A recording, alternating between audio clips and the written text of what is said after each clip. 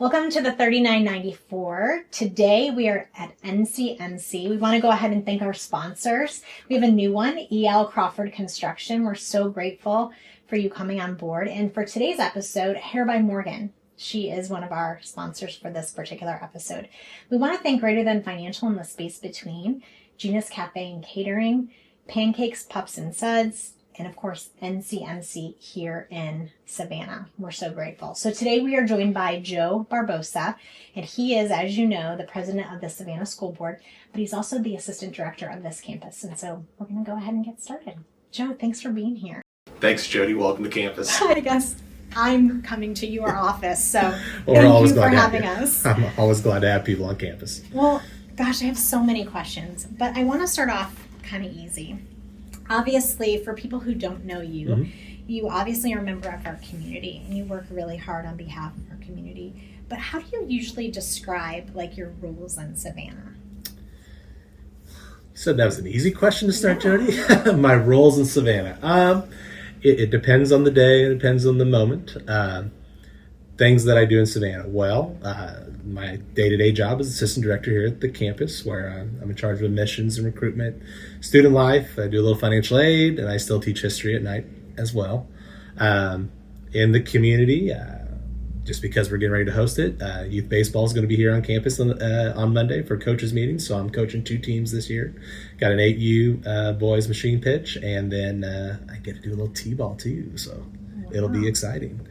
And then, of course, like I said, I am on the school board. I'm just now in my 3rd term, so I'm starting my 2nd year of that. And this last year, the board asked me to serve as president, and it was an honor to serve in that regard. Yeah. That's pretty much it. Well, a few of my questions revolve around you, obviously, as a human and as a dad. Mm-hmm. So where did you come from? Have you always lived here? Like, I know nothing, and I'm sure a lot of people, maybe they don't know anything about you. So Andrew County's always been home. Born in St. Joe, but grew up in Helena, Missouri. And my grandparents, my parents, aunts, uncles, got a lot of family ties out that way. And it was a wonderful place to grow up. I was grew up on a dead-end gravel road with 8 acres of trees and woods to go explore and play around in, and it was quite a paradise. And as I told my parents, a good place for me to get my teenage angst out, whether blazing a trail by myself in the woods was always a good reprieve. Went to Helena Elementary, had some outstanding teachers, an amazing experience, made some lifelong connections there. And then continued on to Savannah Middle School and High School and graduated in the class of 2008. And Savannah High was really good to me. I had some amazing experiences with some great teachers that propelled me to be very prepared for college, but also really taught me some skill sets that I don't know if I appreciated at the time, but in hindsight, I really learned a lot of valuable lessons from public speaking, organization, and giving back to the community, looking at the bigger picture. After graduating from Savannah, went on to Northwest. Had a great experience at Northwest as well. Wanted to become a teacher. Mom's a teacher, dad's a teacher, grandma was a teacher. It was what the family business was. And so I pursued that passion. Taught for 13 years in the St. Joe School District. And I lived in St. Joe and Maryville, obviously, while I was in school and starting out.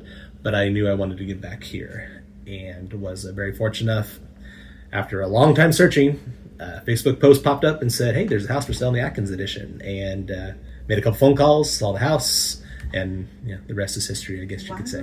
And where did you meet your wife? We met at Northwest. She was the prettiest girl in the choir on the first weekend of my freshman year. It took us a while to connect, but I vividly remember the first time I met her.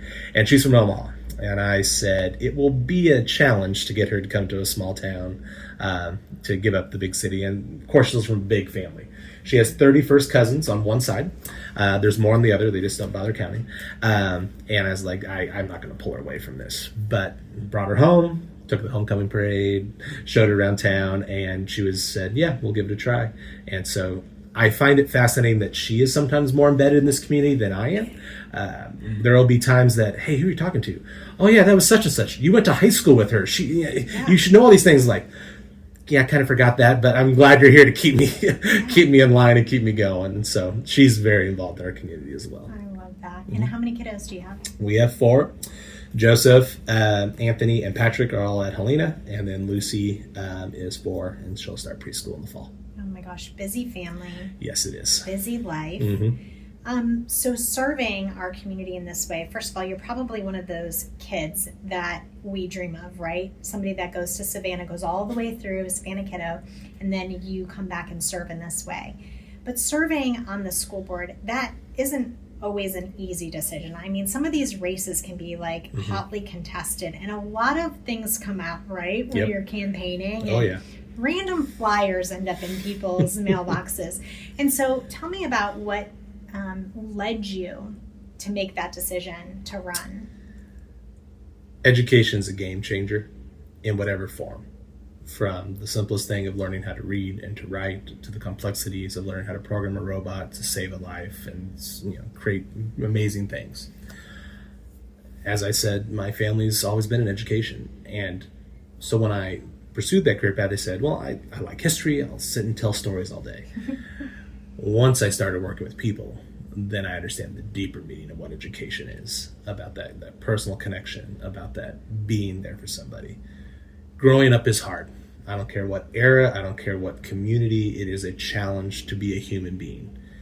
And it is so vital that we have other human beings there to help us out. I have a wonderful mom and dad, and they continue to support me to this day. But I've also learned along the way that a kid sometimes needs somebody to talk to that isn't their parent. And in my role in the classroom and even my role here at the college, I really understand that even more, that you just need somebody to process, somebody to listen to. And I can't solve all the problems, but I do believe that listening piece is very important.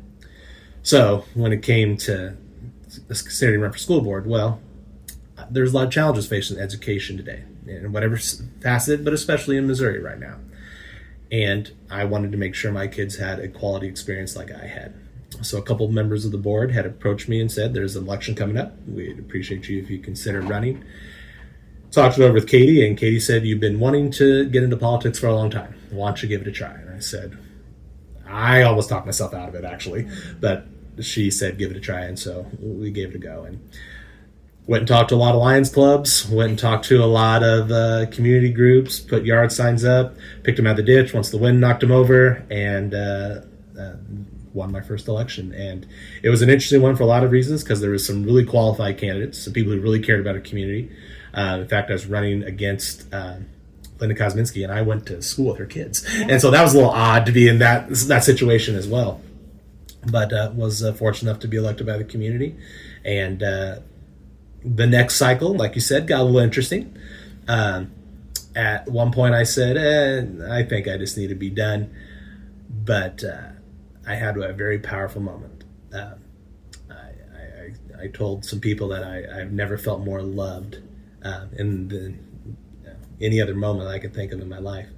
I had people coming out of the ward board, people I had never met before, people I haven't talked to in years, friends from school, former teachers who just had my back. I saved some of the voicemails just because, like, my gosh, these people went out of their way to make sure that I was doing okay and things worked out. And it worked out in the end. It also was a good lesson for me because that had been a hard year, because I was also board president that year. And I said I needed a little reprieve. And so I after that election, I stayed on the board, but I took a step back. I think I was vice president for a while. And that was good, because then I got some good, some me time, we'll say. And not as much stressful of the managing everything. Got to reflect a lot, too, about leadership and the role we play. But then I also found that because I took that time to pause, we really got the district to regroup and go in the right direction. Because you come out of that election, and now we have the renovations at the high school, the renovations at all of our campuses, the new track, the new turf, the new performing arts center, the additional classroom space. And that's been a real motivating factor. Far too many times I've heard alumni, whether in my day or in more recent times, saying, I wish we had this or wish we had that. We deserve it. Our students deserve it, because they have this great talent and this skill set, and they need to show it off. And so that's why reason I'm sticking around, because I want to continue that momentum's going. Then I'm a student of history, and I taught history, and I have a master's in history, and I find that history doesn't repeat itself, but it cycles. Mm-hmm. And the 1920s is a really interesting time of history, of education. The 2020s are cycling in similar ways. The good news that I'm going to tell everybody is, when you look back 1920s Missouri, there's some great things that came out of that era.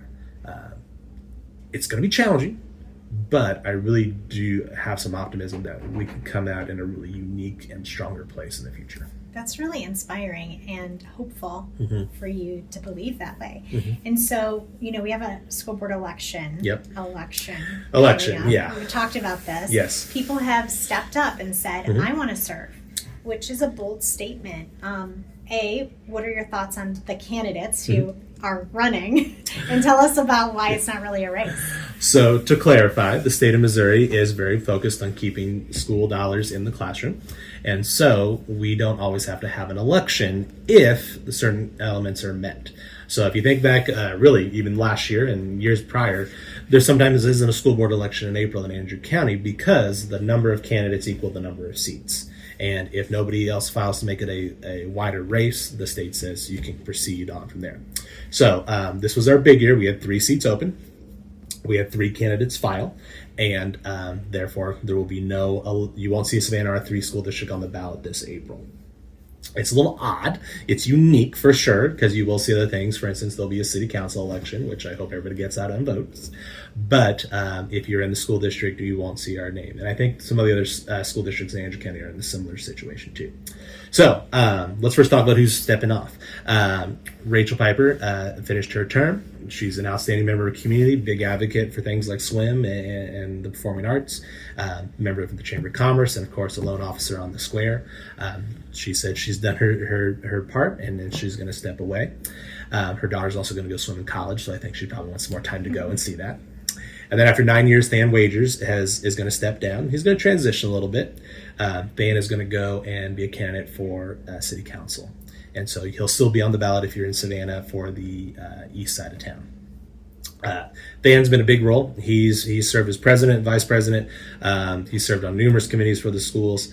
I'm going to credit him with a lot of the success of our facilities. He's a trades guy, and that's huge.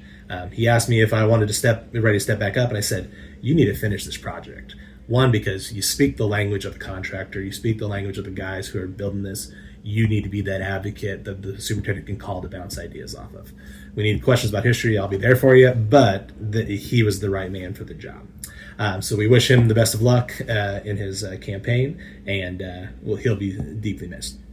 So then who's coming on? Well, Leighton DeGarmo is our incumbent candidate, and he has signed up. And then we have 2 individuals that have agreed to step up. Well known in the community, both of them very involved. Mr. Rhonda Johnson and Mr. Nick Morgan will be sworn in at our April meeting. It's a rather odd meeting, I've always found. We have to finish the old business of the board, adjourn, give the oath, and then reconvene and start over from there. But I'm optimistic about the future because we have so many great things going. Both incoming candidates, have already been to multiple board meetings and started to engage. They're already done are working on their mandatory training. So I'm very optimistic we're going to keep this momentum going. I mean, don't you think it's a testament, though, to your leadership that it's an undramatic election season for the board? Because if things were going wrong, I think people would be stepping up and being very vocal. You understand Andrew County voters very well. Well done. I agree. I think it's not me. It's the group. Yeah. If you look at the actual law of our board of Missouri, we have no power as individuals. My power as president is I get to have the gavel, and the board can tell me to do some different things. I respond to a lot of emails that way. The collective group, though, it is very focused on what's best for our students, our staff, and the community as a whole, and that's awesome. We have other school boards from around the area coming and watching our meetings to see our effectiveness and try to learn from us to get that momentum to take back to their districts. And that's a great compliment to us. So I'm really appreciative of all the board members, our district administrative team, our teachers, and of course our students, because that's really what makes the district a successful place, so what they're doing in and out of the classroom. Looking at the meeting minutes from the last several meetings and just your agendas, I wonder if there's things like that knowing that there's other districts that are coming to witness our school board meetings and see how we do business, are there other things that I can't see that are happening that you think the community needs to know about? When I say we brag about how fast our board meetings are, we've had a 5-minute meeting before. No. Because the agendas. Yeah. We paid the bills and we left. One, we get briefs from the superintendent regularly, and we get updates from the state associations and from the legislature regularly. So we're doing a lot of homework ahead of time. So when we come into the meeting, we're getting clarifications, we're discussing what we need to discuss, and then we're moving on. What I think has made us successful is we know what our role is, and we know what the people who have a salary, what their job is. By law, one of our primary responsibilities is to manage the superintendent. Other than that, the superintendent, his staff, and his team, they're getting paid by our tax dollars to run the district. We have entrusted these people with our students' lives. We're going to trust them to do their jobs well and check them and keep them monitoring. So as board president, I try to take the time to have conversations with the administration regularly to make sure they're achieving the board's goals and our objectives, but also just keep that collaboration piece open. We are having longer meetings. I will say that we've had some great discussion, and you can watch our meetings on our YouTube page too. So just last night, our board meeting, we had some several discussions that encourage the community to be informed about. We're moving to the high school is considering moving to the cum laude system instead of recognizing class rank. We have been approached by several other schools in northern Missouri to expand the Midland Empire Conference to keep it viable. And so we had some great discussion about that as well. And then, of course, we're also getting the reports from each of the buildings about attendance, enrollment, points of pride, needs, things along those lines. So we also don't want to overextend ourselves. We have our projects that fit within our budget, and we want to make sure those projects follow through. We have a very prudent board to be fiscally responsible and good stewards of a taxpayer's dollar. It sounds like the things that you talked about last night would be wins, Mm-hmm. Maybe expanding the conference, Mm-hmm. going to that new system instead of class rank. But let's talk about some issues maybe that people should know about that you're concerned about. Mm-hmm. I know that maybe retention isn't a problem for teachers in Savannah as much as it is in other districts. But what is a concern with teacher salary? Do you have some concerns with, what the state's passing down that we have to deal with? How much time we got, Jodie? The whole interview could be about the district. Sure. And we've got to talk about NCMC. So Oh yes, of sound course. bites. Okay. Sound bites. Sound Joe. bites. Here we go. Okay. I am optimistic that we're going to come out of this stronger. And I'm optimistic that when the class of 2030 walks across the stage, Savannah High School and the Savannah School District can be in a great spot. Between now and then, the taxpayer, the voter, the student, and the teacher are going to see a lot of major change, a lot of major policy revisions. If nothing else people take away from this interview is I beg them to be informed and to think about how this is going to impact their dollar and their wallet. There's going to be a lot of proposals coming from the state legislature, some even from Northwest Missouri that have some controversy to them as well. One is the funding formula for the schools. I think everybody in the state thinks it needs to be readjusted. It's 20 years old. I mean, the last 20 years have been historic, to say the least. So the funding element probably does need to be looked at. But you add that on the state's looking at its own, where funding is coming from. The governor is going to put before, the governor and the legislature are going to most likely put before the voter a rollback and elimination of the state income tax. This will have an impact then on where the government gets revenue from. It will most likely be replaced by taxes on services, as well as increased taxes on sales tax. So the voter has to be the prudent consumer. I'm still paying taxes. Am I paying taxes on my paycheck twice a month? Or am I paying taxes every time I'm at the gas station, every time I'm at the grocery store, every time I get my taxes done, every time I get a service fee, the garage, the litany goes on. In theory, there is opportunities in that, but it's also going to cause us to really stop and rethink then what services we're providing as a district. We have historically operated very lean. When I was in school, I thought we operated even leaner than we are now. But we still want to provide that quality experience to where students enjoy being a part of this school district, but also prepared for the future. And that's something we've taken a great point of pride in, is from our agriculture to our health occupations to now ROTC and beyond, of getting that skill set to say, I'm a Savannah graduate. I can do things. I can get a job. I can change the world. I can save lives. I can grow food. So go back to your question. We as voters have to be cognizant of how are we going to fund the schools. If the state continues to shift funding away from education, which is a significant portion of our budget every year, we ask a couple questions. Does the district want us to close buildings? Does the district want us to increase class sizes and reduce staff? Does the voter want us to eliminate programs? I'm going to tell you right now, this taxpayer, nope. I want smaller class sizes. I want all of our elementary schools still open. I want us students to have any opportunity that would help them be prepared for life. But if I'm going to do that, where am I going to get the funds for it? We were very prudent in this last round of renovations that we focused on what largely came from the tax base went into the classroom, so students had places to show off their skill set. When it came to athletics, Coach Hayes and his team did a phenomenal job of getting those donors so that we have that beautiful facility that we can enjoy on a Friday night, and continue to build that as a sponsorship piece so that we can have that support for generations to come. We're going to go out and work our tail off to try to get as much revenue coming in. But we also have to understand that the bulk of that revenue is still coming from the state, and so we need to be cognizant of that for the future. Most of my interviews, and I know you've listened, have a mental health question. Yes. You could basically call this a mental health podcast. It's a good point to bring up. Right? But concern for our kids. Yes. Obviously, we've seen the numbers with Andrew County Health and Safety Council. We've heard the stories of kids who struggle. We know that they're there. Is that a significant piece of your personal concern when it comes to our kids? And if not, or if so, is there something else that's on your radar? And furthermore, you heard about this desire to put counselors, not just counselors, I guess, therapists in the schools. What can the school board do to support initiatives like that? What we've already done is twofold. We have two key partners. One is family guidance, and having them and having their resources connected to our school district is vital to help us respond.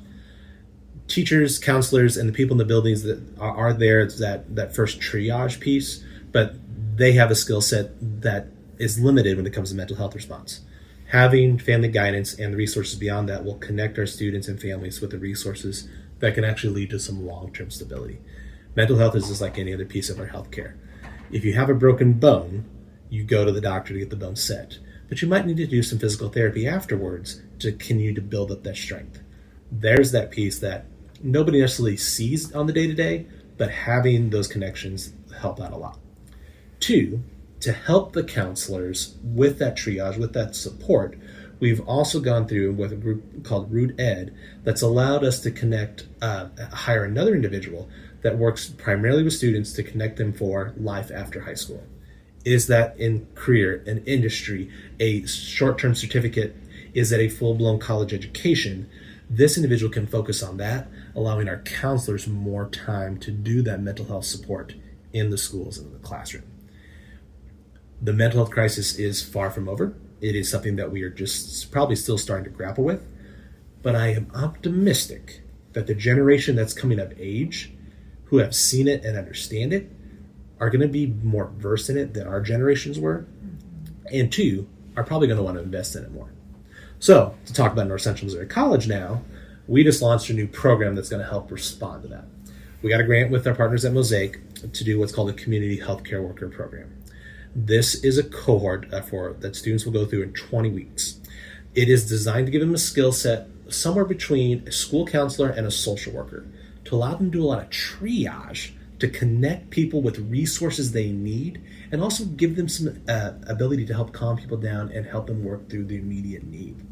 Mosaic's been a great advocate for this. We're seeing other industries and other community groups really intrigued by this and see the potential from it.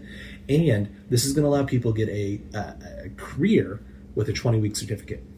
On top of that, this grant is so well funded, we can cover the majority of tuition, and we can even provide a stipend to people who want to get into it to help them as they transition careers. So our big emphasis here at the college is transforming lives. This is going to transform the individuals going through it, but it's going to transform the people who are then experiencing the benefits of it.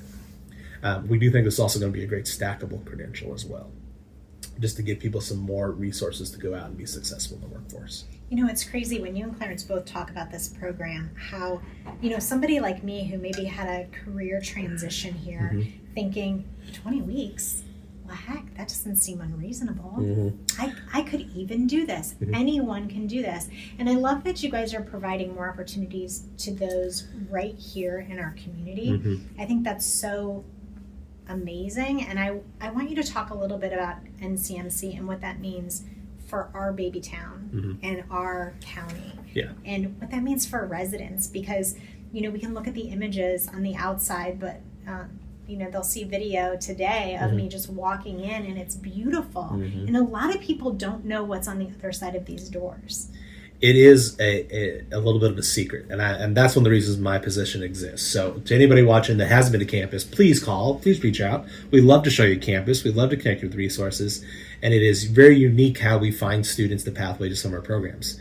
We have a lot of teacher education meetings here from RPDC, different community meetings here, and it's on purpose because we know we want to show that we have these sources, we have this resource available.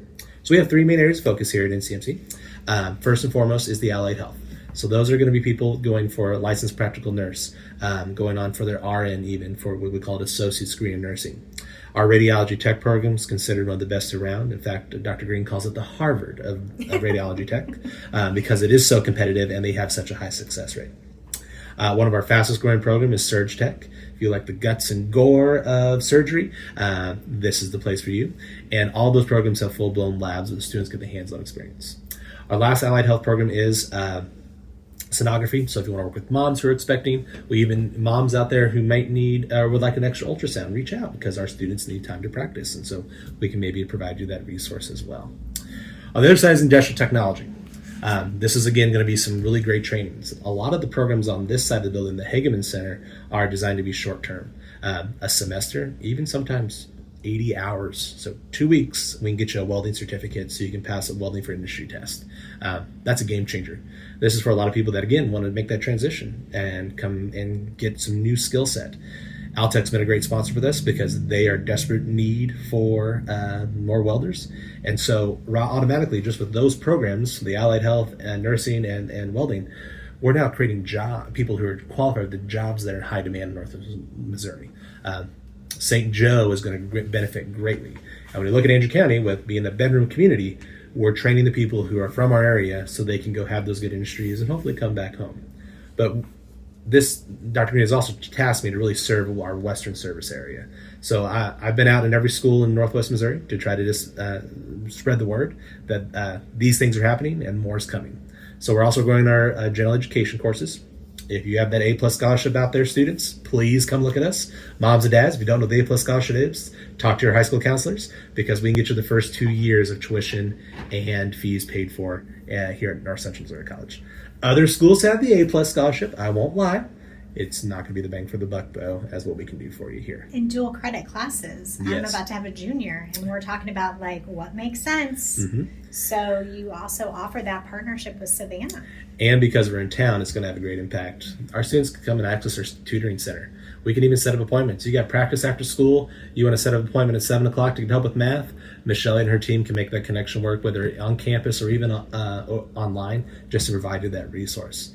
Savannah High School students do get a little perk. We also bring them over for dual credit orientation. So we're going to bring them to campus. They're going to meet the staff so they know who our IT department is. They know who our resource center is. We're going to try to connect them to where their faculty office is if they're on our campus also. So we can keep bridging that. I think this is a great opportunity to keep growing this program. And I think because of our proximity, but also because of the offerings that the college has, we can make this continue to make this a quality and better experience. I don't think there'll be anybody who listens to this who doesn't think we're pretty lucky to have a Joe Barbosa in our community. Seriously. Thank you. Very passionate about my hometown, Helena.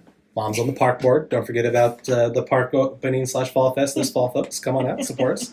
I belong to St. Rose of Lima here in town, and it's been my childhood parish, and I was very blessed to grow up in there. Have some lifelong friends because of that church, and it's been really unique to see my children grow up in there now, and the peace and quiet that I get from going to a place like that has been a true blessing.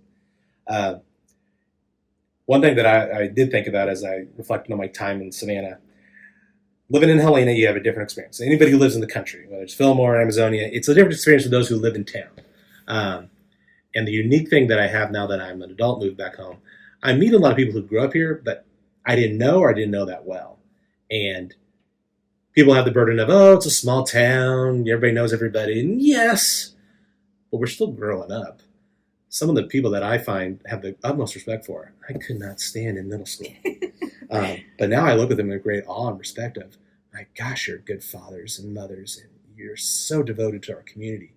And that's been a great inspiration to me and pushed me to be a better person as well. So, yeah. That's really well said. Mm-hmm. Yeah, that's awesome. Well, what would you say to somebody who is thinking about getting involved in some way, shape, or form? You come to the right place. We have so many opportunities here. I met a young lady once, and she said, oh, there's nothing to do in town. I'm like, no, there's plenty to do in town. You just may not know it. And so finding that piece to be connected is really, really important. Whether it's through the schools, through the college, through our numerous community organizations and our churches, there's things to do to be involved. And if there's not, try it out. Start something up. You know, when they said they were going to have a 4th of July celebration in Savannah, I was like, it's probably needed, but we're a community that also likes to go to the lake. We're a community that also likes to shoot our own fireworks off in the backyard. Well, people show up, and obviously what happened? You build it and they will come.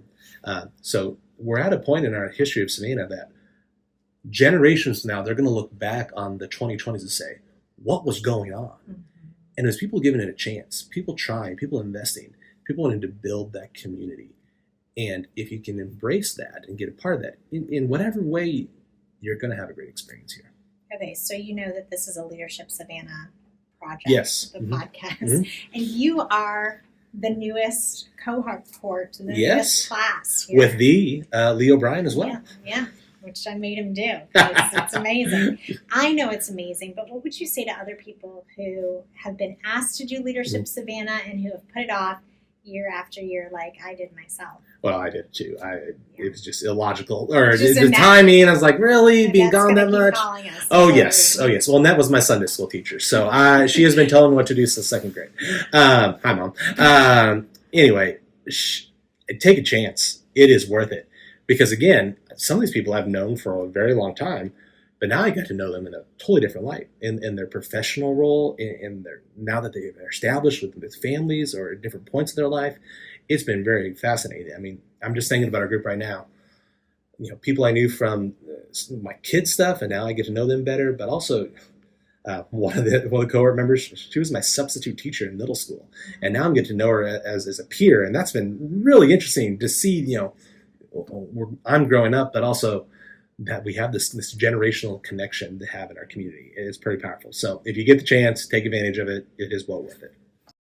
The cost of land here, unbelievably high. We're so grateful that we can sell our house in a day. Yep. But the school board and the administration must have some concern about space. That is one question that I get asked all the time to ask you. Okay, great question. So first of all, a compliment to our entire community on our housing market right now, in the sense that it's a good time to buy and sell in Andrew County. I mean, especially if you're on the selling side. I just did it myself and sold in 48 hours, and I credit that to the community, because this is a place where people want to live and put down roots.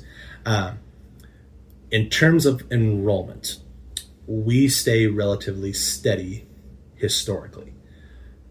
2,300 is our approximate enrollment that we've had in probably the last 3 or 4 decades. What's distinctive is the class size. So for instance, the 1st grade class across the district is a little larger. And so for an example, that John Glenn has 3 sections of 1st grade when you usually have 1. But then it resets itself. So if you look at it on a scale, it's just minor ups and downs with the overall enrollment staying relatively consistent. Okay, but let me interrupt you. Yes. Because things have changed Okay. in St. Joe. This is true. So you know that there's got to be a little bit of a spike coming. So we are monitoring the open enrollment bill in the legislature very closely because we know, and we've always known, that from the north and from the south, we get people wanting to go to the Savannah School District. It's a compliment to our teachers and the quality we produce. In terms of space, we know where we can grow and know where we're small. At the same time, we are keeping very cognizant understanding of when we need to hire more staff and when we need to add additional sections. Trust me, I would like much smaller class sizes than some of us have. I know many climb, that's always a point of concern. But it's also at the point where that's part of that change that could come in the future, that we're going to have a community engagement. At this point in time, are we changing anything next year? No, because we think we're going to be in a good spot. We're starting the enrollment piece so we can be cognizant and be aware of what's coming down the road. But to be honest, I think people are going to come to Andrew County if they can find a place to live. Avenue City is going to keep booming because they have the housing opportunity to grow in Indian Ridge in that area. Unless people want to build houses in Andrew County, we'll probably not see a major boom. And with the cost of materials right now, it's hard to say. When I look at my colleagues, friends, people from St. Joe, if they're leaving St. Joe, they are coming to Andrew County, but they're coming and replacing a family that might have already graduated out. Or they're just going to go to Platte City in the Northland. They're receiving a lot of the boom because a lot of them already are working in that direction anyway, or it's a short commute that way. So I don't think we're going to become a metropolis overnight. I do not think we're going to be, a Liberty North with, 6 wings and 2 levels each. But we are very cognizant that this is a great place to have education, and we're going to do our best to keep that. Do people ever ask your opinion about what's going on in St. Joe? Religiously. I taught in St. Joe for 13 years, so I was very connected to it. And I'll begin by saying this. There are phenomenal educators in the St. Joe School District. There's some great learning happening in the buildings. My role now is to focus on what we can do here in Andrew County to make this region a better place. And that's why I came to North Central. We're going to have Savannah, Andrew County has got a phenomenal impact on this region because of institutions like this. I got to go to the Chamber Banquet in St. Joe a couple weeks ago, and I took this away.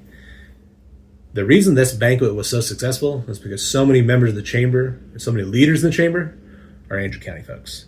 Their outgoing president was Savannah grad. A lot of people that recognize were Savannah grads or from North Andrew.